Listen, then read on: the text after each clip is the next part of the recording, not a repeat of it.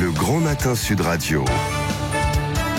5 questions pour tout savoir. 9h43, merci d'être avec nous. Nous sommes avec Natacha Harry. Rebonjour Natacha. Bonjour Cécile, bonjour Patrick. Vous êtes l'ancienne présidente de la SPA, vous êtes animatrice de télé et de radio. Et il y a vos animaux tous les samedis de 10h à 11h sur Sud Radio et on est ravis. Et puis ce livre qui s'appelle À l'école des bêtes aux éditions du Cerf. Alors là, vous racontez un petit peu votre expérience, les animaux, ce qu'étaient les animaux, ce qu'ils sont encore aujourd'hui dans votre vie. On parle beaucoup d'éducation. Vous, c'est presque une religion, la protection des animaux. Est-ce qu'il faut justement, et on voit que vos parents étaient très présents avec vous en tout cas le sujet des animaux, est-ce qu'il faut éduquer ces enfants dans le sens de cette protection des animaux ? Je crois que c'est essentiel parce que les enfants, c'est l'avenir. C'est notre présent aussi, mais c'est aussi l'avenir. On voit à quel point des enfants assez jeunes sont capables de s'emparer de sujets majeurs comme les problématiques climatiques. Oui. À mon sens, il y a 2 enjeux importants pour notre futur. C'est bien sûr le climat et c'est la biodiversité. Et les enfants seront les protecteurs de demain. Protéger les animaux, ce n'est pas faire du sentimentalisme, c'est simplement respecter le vivant. Et quand on est dans le respect du vivant et quand on a ces valeurs-là dès l'enfance, on est capable donc de respecter la nature, de respecter les animaux, mais aussi de respecter son prochain. Et je crois que ça, ce sont quand même des valeurs essentielles quand on éduque ses enfants. Et surtout, ce sont des valeurs que moi, j'ai eu envie, d'abord que j'ai reçues en héritage et que j'ai eu envie de partager avec tous ceux qui ont cette sensibilité. Je crois qu'ils sont de plus en plus nombreux. C'est vrai. Et puis aussi avec mes enfants, même s'ils sont encore très petits. Vous parliez de biodiversité, vous le citez dans votre livre. Vous dites, nous vivons sans doute la 6e extinction de masse des espèces. Ce n'est pas moi qui le dis, ce sont les experts. Oui, mais en tout cas, vous le redis, vous le relatez et nous en sommes responsables. Oui, on en est responsable de par notre inaction, de par nos activités industrielles diverses et variées. Alors, on va pas regarder derrière, on va pas culpabiliser les gens, ça ne sert à rien. Voilà, c'est un fait, c'est comme ça. Simplement, il faut regarder le futur. Et on est acteurs de notre futur. Mais il faut agir aujourd'hui avant qu'il ne soit trop tard. Et c'est pour ça que emmener avec nous les générations qui seront vraiment les acteurs de demain, c'est essentiel, parce que c'est eux qui ont aussi les clés. Mais les clés, il faut leur donner un peu. Il faut leur donner les clés de la compréhension. Et moi, j'aime expliquer que finalement, pour bien protéger, il faut connaître et il faut s'émerveiller. Il ne faut pas culpabiliser les gens. On est déjà coupable de tellement de choses, vous savez, dans la vie, que finalement, je crois que c'est en regardant ce qu'il y a autour de nous. Quand on parle de biodiversité, il n'y a pas besoin d'aller à l'autre bout de la planète pour découvrir la biodiversité.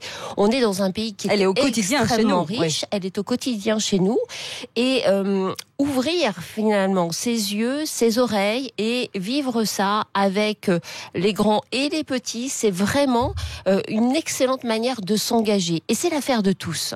Alors on parle d'engagement des Français en faveur de la cause animale qui apparaît forcément de plus en plus évidente. On l'a vu d'ailleurs aux dernières européennes. Justement, ce thème a été le parti animalier qui a fait quand même 2%. Animaliste, pardon. Mais pas que, beaucoup de partis commencent à s'emparer de ces sujets dans leur programme, c'est vrai. Et pourtant, 30 millions d'amis vient de sortir une vidéo, et pourtant, on se rend compte, alors c'est un rapport un peu différent, mais que à l'arrivée de l'été, aujourd'hui, on est à 60 000 abandons, ce qui est quand même colossal. Ça veut dire qu'on est presque les champions du monde finalement de l'abandon. Qu'est-ce qui fait que on soit si proche des animaux et que d'un autre côté, finalement, on les abandonne sans scrupule ?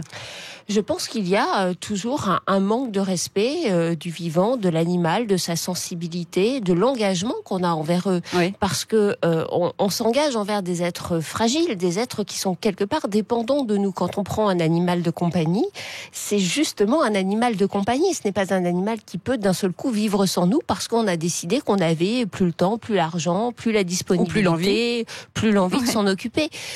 Donc voilà, c'est un peu un paradoxe à la française, mais il faut pas non plus s'auto-flageller. Je pense qu'il y a vraiment une prise de conscience de plus en plus forte de la part des gens qui sont vraiment de plus en plus réceptifs à ça, de plus en plus réceptifs à la souffrance animale dans tout ce qu'il peut y avoir de variété en la matière.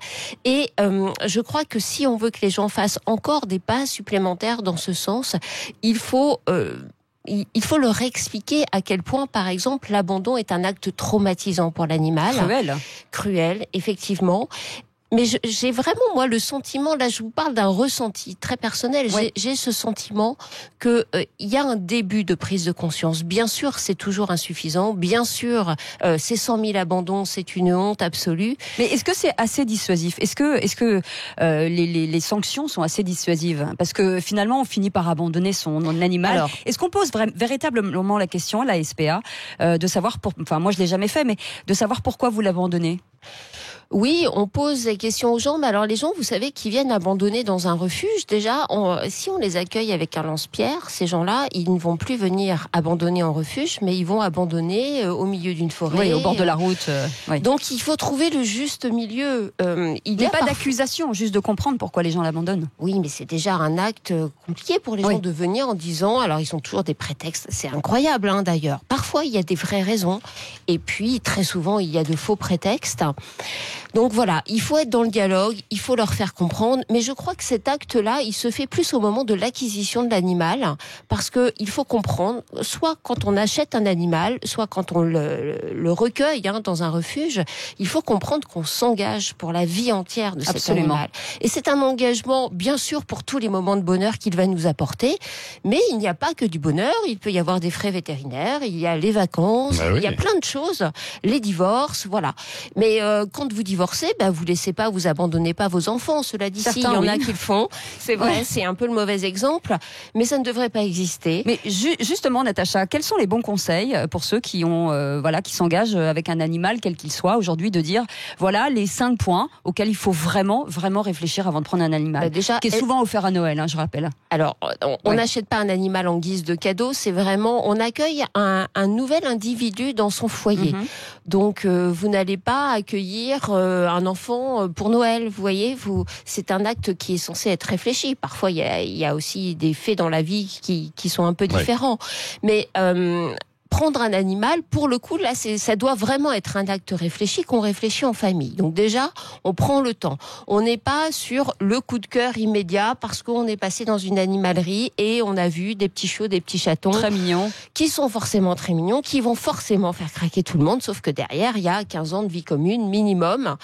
Donc ça, c'est le premier point. Le deuxième point, c'est de se dire, à quoi ressemble ma vie ? Est-ce que j'ai du temps ? Est-ce que j'ai du temps le week-end ? Est-ce que j'ai du temps dans la journée ? Est-ce que je vais pouvoir le sortir ? Si j'ai pas de temps, c'est compliqué. Ensuite, on se dit... Qui va s'en occuper, surtout ? Qui va s'en occuper dans une cellule familiale où il y a des enfants qui réclament ? Moi, ça, je peux vous donner une réponse assez catégorique. Ce sont les parents. C'est toujours c'est les enfants une semaine et après, les enfants vous font des promesses incroyables, mais on le sait, ce sont les parents. Bon, une fois qu'on a compris ça, déjà, ça permet d'y voir un peu plus clair.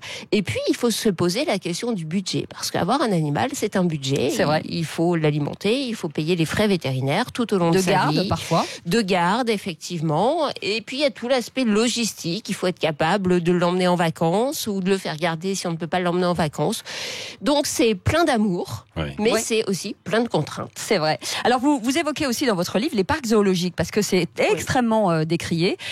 Aujourd'hui, on parle c'est une façon aussi de pérenniser certaines espèces qui n'existent plus dans la vraie vie et qui sont pérennisées dans les parcs. Mais c'est vrai qu'il y a beaucoup de gens qui s'insurgent contre les parcs zoologiques. Alors je pense que c'est décrié par méconnaissance. Moi je ne suis pas une extrême dans mes positions et j'essaie avant d'avoir un avis sur quelque chose vraiment de découvrir de quoi on parle. Les parcs zoologiques étaient à leur origine des endroits où on venait découvrir des espèces exotiques. Ils avaient un rôle uniquement de divertissement. Aujourd'hui, certes, quand on va se promener dans un parc zoologique, on y va pour découvrir des animaux. Il y a un côté divertissement qui est une évidence. Mais les parcs zoologiques font un énorme travail de préservation des espèces menacées. Certaines espèces qui étaient carrément en voie de disparition, voire d'extinction, ou carrément éteintes, qui ont pu être réintroduites grâce aux parcs zoologiques. Et puis d'autres qui ne sont pas éteintes, mais qui sont extrêmement menacées dans leur milieu naturel. Et si nous n'avons pas les parcs zoologiques pour maintenir un effectif suffisant, pour créer du brassage génétique, parce qu'ils travaillent en concertation les uns avec les autres au niveau global, c'est-à-dire en Europe d'abord et puis à l'échelon mondial, on ne peut pas préserver ces espèces correctement. Alors vous allez me dire, oui, mais les animaux sont pas bien, ils sont mieux dans la nature. Oui, évidemment qu'ils sont mieux dans la nature, les animaux. Sauf que certains ne l'ont jamais connu, la nature. Sauf que, alors déjà, ceux qui sont en parc zoologique, pour la plupart d'entre eux, la quasi-majorité d'entre eux n'ont jamais connu la nature, mais il faut bien comprendre qu'il y a beaucoup d'endroits dans le monde où on ne laisse plus de place aux animaux dans la nature. Et quand les animaux n'ont plus de place, soit on décide que demain il n'y a plus d'éléphants sur la planète Terre, et je crois que ce serait vraiment une perte énorme pour la biodiversité, soit on se dit il va peut-être falloir trouver d'autres solutions. Et ces parcs zoologiques font un vrai travail aussi in situ, c'est-à-dire qu'ils font des actions locales, ils en parlent assez peu finalement, je trouve qu'ils sont pas beaux en com par rapport à ce qu'ils font réellement.